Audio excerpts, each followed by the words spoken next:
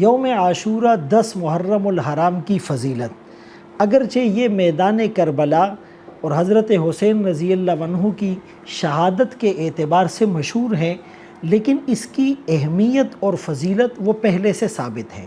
روایات کے مطابق نوح علیہ السلام کی کشتی جودی مقام پر لگی 10 محرم تھا۔ موسیٰ علیہ السلام کو فرعون اور اس کے مظالم سے نجات دلائی گئی 10 محرم کا دن تھا۔ اسی طرح رسول اللہ صلی اللہ علیہ وسلم جب مدینہ منورہ تشریف لائے تو دیکھا کہ یہود روزہ رکھ رہے ہیں، تو استفسار کرنے پر پتہ چلا کہ چونکہ موسیٰ علیہ السلام اور ان کی قوم بنی اسرائیل کو 10 محرم کو آزادی ملی تھی، شکرانے کے طور پر وہ روزہ رکھتے ہیں، تو رسول اللہ صلی اللہ علیہ وسلم نے فرمایا کہ موسیٰ علیہ السلام کے زیادہ حقدار تو ہم ہیں،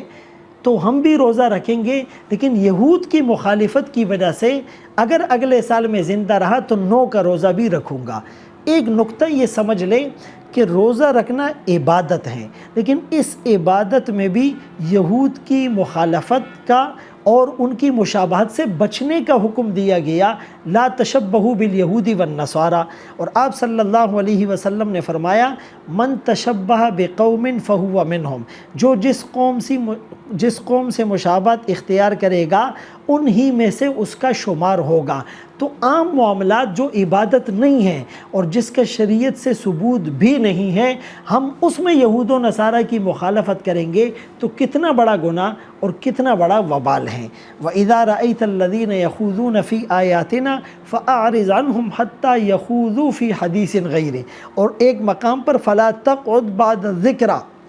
کہ یاد آنے کے بعد آپ ایسی مجالس میں بالکل بھی نہ بیٹھیں۔ یہ تو ایک بنیادی بات ہے۔ اب انور شاہ کشمیری رحمۃ اللہ علیہ نے لکھا ہے کہ یہ جو حدیث پاک میں آتا ہے کہ جو عاشورہ کا روزہ رکھے گا، یہ پہلے فرض تھا، اب اس کی فرضیت تو نہیں لیکن فضیلت ہے، اور فرمایا جو عاشورہ یعنی 10 محرم الحرام کو اپنے گھر والوں پر فراخی کرے گا، کشادگی کرے گا، تو پورا سال اللہ کی طرف سے فراوانی ملے گی۔ لہٰذا اس بنیاد پر اپنے گھر والوں پر فراخی اور فراوانی اور کشادگی کرنی چاہیے۔ لیکن جہاں تک روزہ رکھنے کی بات ہے تو سب سے بہترین درجہ کہ آپ 9، 10، 11 تینوں دن کے روزے رکھ لیں تاکہ یہود کی مخالفت ہو جائے۔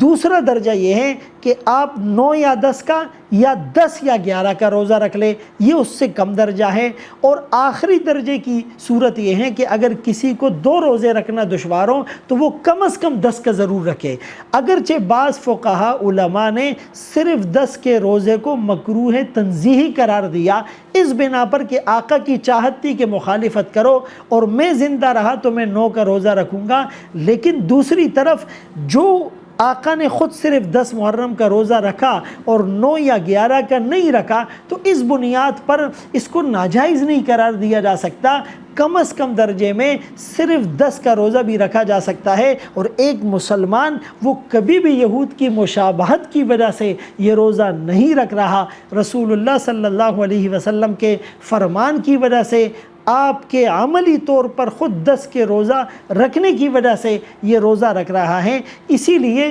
10 محرم الحرام کو روزہ بھی رکھا جائے اور افطار کے موقع پر گھر والوں پر فراوانی بھی کی جائے۔ دوسری بات، یہ جو 10 محرم کو یا میدان کربلا کو یا حضرت حسین رضی اللہ عنہ کی شہادت کو ہم نفرت کا ذریعہ بنا رہے ہیں، اس کو نفرت کا ذریعہ نہ بنائے، اس کو محبتوں کا ذریعہ بنائے، اس لیے کہ حضرت حسین رضی اللہ عنہ ہر مسلمان کے ہیں، اور سارے صحابہ اور سارے اہل بیت اطہار وہ ہماری آنکھوں کا سرما اور ہمارے سروں کے تاج اور ہمارے دل کی دھڑکن ہیں۔ ان کی تعلیمات پر عمل کیا جائے، حسینیت کا نام لیا جائے، یزیدیت والے کام کیے جائے، یہ کرپشن، یہ بدعنوانی، یہ قتل و غارت گری اور یہ صحابہ اکرام سے بغض رکھنا، یہ حسینی کردار کسی بھی صورت میں نہیں ہو سکتا۔ اللہ ہمیں حضرت حسین رضی اللہ عنہ کے حقیقی جو